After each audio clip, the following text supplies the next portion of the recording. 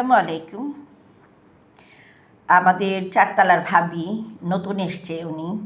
আমি কিন্তু কারোর সাথে তেমন একটা কথা বলি না, কারোর বাসাও যাই না, দেখলে হয়তো সালাম দিব, এর চেয়ে বেশি কিছু করি না। কিন্তু এই ভাবিটা অন্য ধরনের, কারণ ওনার মন মানসিকতা অনেক ভালো। মীরাবাজার থেকে এসছে, আমাদের বিল্ডিংয়ে এসছে নতুন।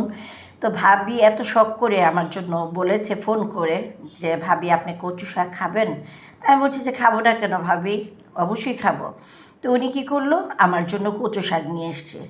তো দেখেন, মানুষের ভিতরে মানুষের একটু সুন্দর একটা মন মানসিকতা থাকলে তারাই কিন্তু এই কাজটুকু করতে পারে। আমাদের আসলে মানুষের সাথে মানুষের না মিললে বোঝা যায় না কে ভালো কে মন্দ। আর উনিও আমার যে চারতলার ভাবি, ওনার একটা বান্ধবী আছে, ওনার সাথে খুব আন্ডারস্ট্যান্ডিং ভালো। জিজ্ঞেস করে যে নতুন বাসায় এসে কারোর সাথে কথা বলতে পারছি কি না। তো বলেছে, ওর বান্ধবীও বলেছে যে আমার চারতলা ভাবি বলেছে যে হ্যাঁ পেয়েছি, একটা আমাদের তিনতলার একটা ভাবি আছে, ওনার সাথে আমি কথা বলি। তো মধ্যে মধ্যেই আসে, কী করে জানেন কিসের জন্য আসে, জাস্ট পান খাওয়ার জন্য আসে। যখন পান থাকবে না তখন বলবে যে ভাবি আছে পান আছে, আমি বলি যে হ্যাঁ আছে, কারণ পান খাওয়াইতেও ভালো লাগে, আমি নিজেও খেতে ভালোবাসি।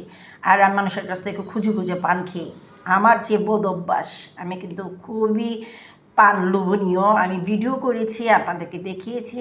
দেখেন ভাবির ভালোবাসা আন্তরিকতা আমাকে অনেক মুগ্ধ করেছে। আপনারা কেমন লেগেছে এটার মধ্যে কি দিয়েছেন ভাবি, কি দিয়েছেন, কচু শাক, তারপরে যে ছোট ছোট করে মাংস দিয়ে রান্না করেছেন, তাই না? আপনি তো আমাকে বলেছেন। তো আমি আমার ফ্রেন্ড সার্কেলদের দিকে বললাম যে কী সুন্দর করে আমার জন্য নিয়ে আসছে, আসলে আন্তরিকতা আছে বলে নিয়ে আসছে। তো আপনারা ভালো থাকেন, সুন্দর থাকেন, সুস্থ থাকেন। আসসালামু আলাইকুম রহমতুল্লাহ। সবার প্রতি সবার ভালোবাসা থাকা উচিত। আল্লাহ হাফেজ।